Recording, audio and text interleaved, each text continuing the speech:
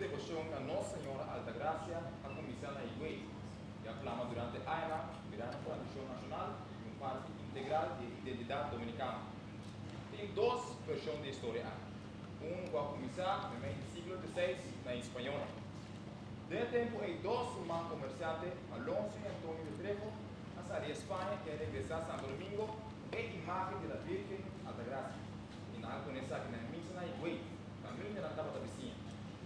E outra versão aqui, tem uma devoção forte, que está manifestada em peregrinação principal do país. Para conturas aqui, a comissão. Daí nós vamos ver, a de 508.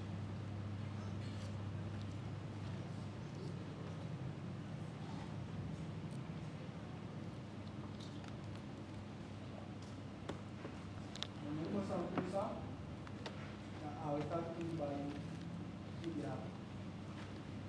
Cada um vai assim depois. Ainda estou trabalhando no Brasil. Não, vem aqui na Espanha.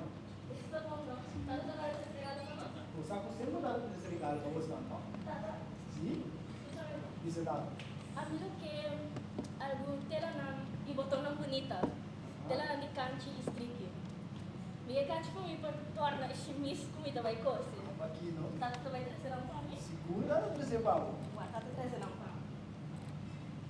Menino, tu não sabe. Então aqui, isso é dado. Como que vai dar trazer pau? Para passar, não podia passar minha sonho com o Senhor. O Senhor avisava e busca sua imagem. O Senhor ouviu. Tata, ele avisava que ele trouxe boa que gostou para nosso país. Cada vez que nós tivermos para decidir uma coisa, tá bom?